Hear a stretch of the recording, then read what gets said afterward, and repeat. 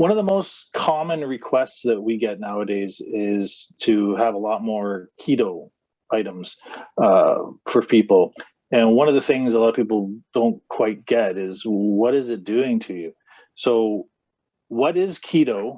And somebody here, they had asked us, they said they really don't like the bad breath and the constipation. So this doesn't sound too good. So let's start out with, what is keto? Yeah, a ketogenic diet, like it was originally developed to help people with epilepsy, so seizures, because a high fat diet was shown to help. So it was like, a medical intervention for a certain condition. It became a popular health trend just because people found, correlation between, and I'll just talk about why weight loss occurs on a keto diet. But basically, it's a very low carbohydrate. There's different definitions of what ketogenic can mean, but it basically means like your body is depriving itself of carbohydrates. So it's producing what's called ketone bodies as a result. And so that can actually result in bad breath. That's like part of the process of, your body not having enough carbs available. And so it's using a lot more fat for energy. And so that's a byproduct of it.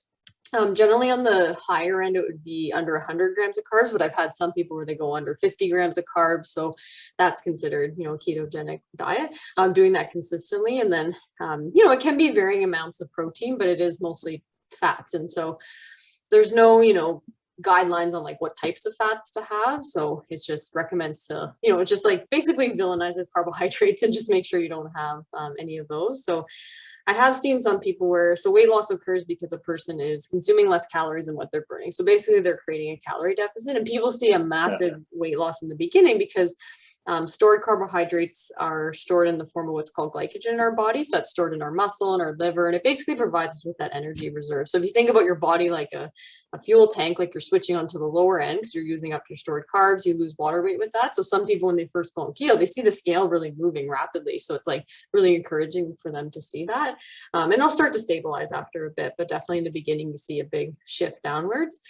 The one concern I have is that we just don't know the long-term health consequences. A lot of people are following it, and I have, and just anecdotally seeing people come in where they've lost a significant amount of weight, which would be like 5% or more, and then their cholesterol go up from following a keto diet. So I have seen that before, where just because they're getting so much saturated fat in the diet, so someone could follow it healthfully and do more nuts and seeds and avocado and healthy oils. But if you're getting a lot of animal meat fats, then that's not a healthy way to go about it. And and you mentioned about the constipation. So someone's not getting enough fiber, because if you're cutting out a lot of fruits and vegetables, like vegetables you can have on it, but it's mostly just non-starchy, and you still even have to limit those. So yeah, it's just any diet that limits produce and things that are naturally occurring, it's tricky. So yeah, if someone comes to me on the keto diet, I try to get them away from following it, just kind of gradually increase carbohydrates, because then people see like they can still lose weight. Because I think that's one of the appeals to it, is the weight loss side of it. But I've seen so many people lose weight and still include carbs, as long as they're monitoring their calorie intake at the end of the day. So